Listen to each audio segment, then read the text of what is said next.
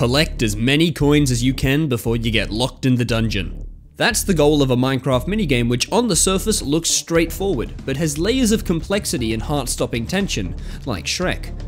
It's a game which, despite how good it is, you actually can't play. And really, that might be the best part about it. Sands of Time is a game made by the Nox crew for the popular event Minecraft Championship, which invokes the idea of exploring an abandoned desert dungeon.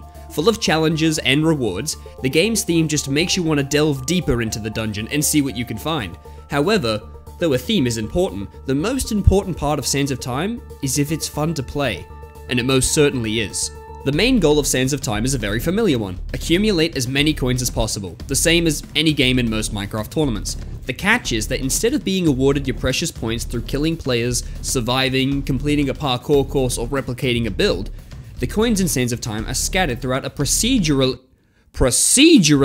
oh my days, that is a word, procedurally generated dungeon with many monsters, puzzles, parkour courses, and other challenges standing in your way that test your Minecraft skills. When you want to finish exploring and earn your coins, you head back through the portal in the starting area. Until you head through this portal, your coins are not counted, but once you go through, you're done with the game. This is already a pretty unique Minecraft minigame, but what really makes Sands of Time the legendary game that it is the sand timer. It may seem smart to take your time on every challenge, but it's not as simple as that because you're on the clock. In the center of the dungeon is the sand timer, something that communicates exactly how much time you have left before you're locked in, resulting in you losing all of your coins. When it's maxed out, you only have 2 minutes. So how are you supposed to explore all of the dungeon? The secret is in the name of the game, sand. And even though it's coarse, rough, and irritating, the sand timer is fueled through blocks of sand. Every time you place a block of sand onto the timer, 10 seconds of exploration time is added. This sand is found throughout the dungeon, giving you a reason both to continue exploring and a reason to come back to the timer, so that you can add more time and your whole team can keep searching the dungeon. There's not an infinite amount though, and some may be locked behind a particularly difficult challenge, so you have to evaluate carefully whether you have time to grab those extra coins you see at the end of the tunnel, or whether you need to start running back.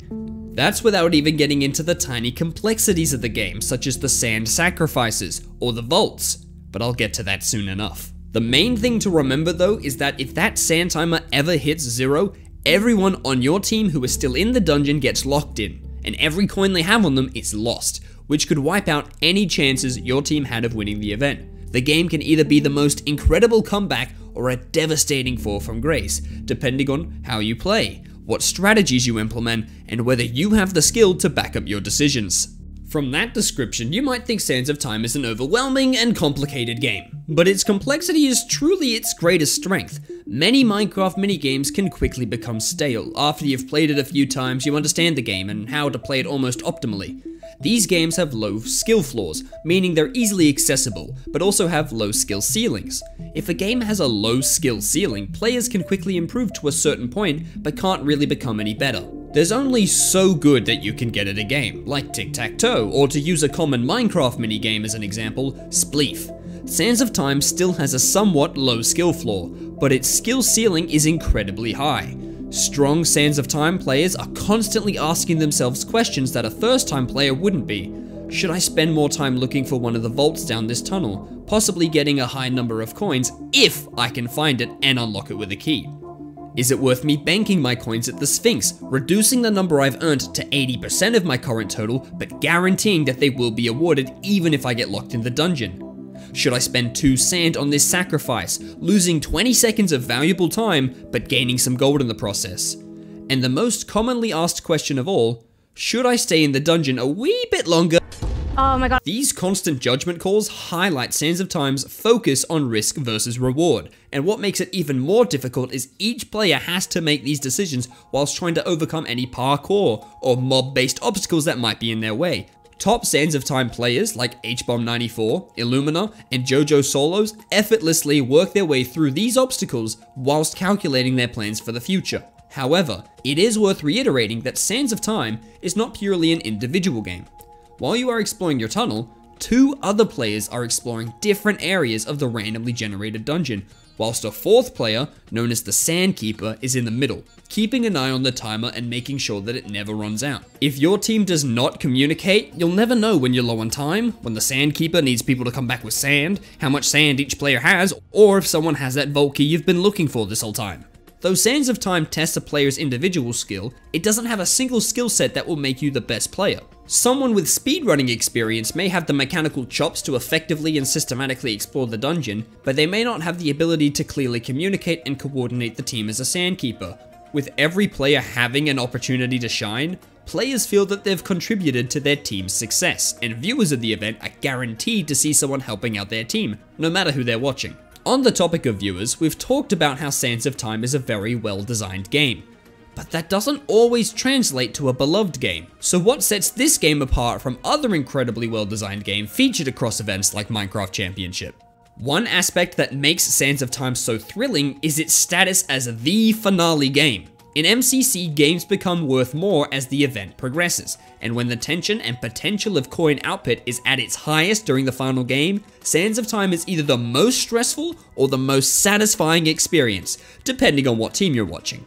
Other games might have a limit on how well you can do, but Sands of Time's high skill ceiling and huge dungeon boost the potential score of a top team incredibly high. The game's ability to shake up the standings means that when Sands of Time comes up as a finale, all bets on the winner are off. Even if the team you're watching is far behind, it's always possible for them to make up the difference if they do incredible and someone else falls just short. Though Sands of Time features the highest of highs, it also has the lowest of lows of any game, making it incredibly tense to watch. It features moments where risk pays off. Go ahead and check it. You left shit. Are you down red right now, George? Yeah. Alright, I have 12 sand and the timer's full. Alright, we're good. We're chilling.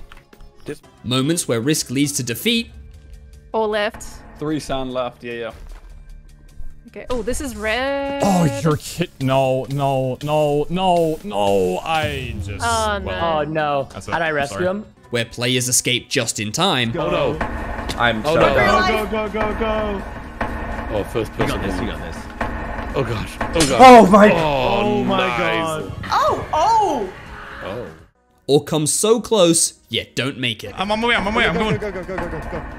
Just spam click. I'm not the right way. These moments could come at any time in the game, making the viewing and gameplay experience for the game one of continual stress and tension in the best possible way. You never know what's gonna happen, making those moments of success even better. This tension is amplified by one final key element of Sands of Time. When you play most competitive games, you know how the other teams are doing compared to you. In Sands of Time, however, the scores of every other team are only revealed when you leave the dungeon.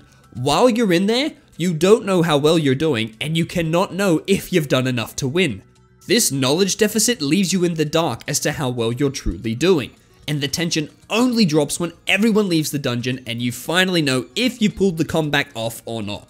All of these elements, the tension, the high and low moments, its brilliance as a finale game combine to create a viewing experience like no other. Though many other games may have some of these elements, Sands of Time is the only one which combines it all. We mentioned at the beginning of this video that the brilliance of this game comes from the fact that you can't play it, and you might still be unsure why that is. Immediately, the idea that a game being played less makes it better doesn't make much sense. Sands of Time is only played once a month, whilst any other Minecraft minigame can be played whenever you wish. But what does this result in? Firstly, you have a slowly changing meta where in order to try and experiment with a new strategy, you need to risk it and try it in that moment. There's no try again button if you fail, amplifying the tension once more. And perhaps, more importantly, how rarely it's played elevates Sands of Time to more than just a game, but a monthly experience that you look forward to. If it were played more, if you could log on to a server and play it right now, it wouldn't have the charm and the feeling of uniqueness that it has.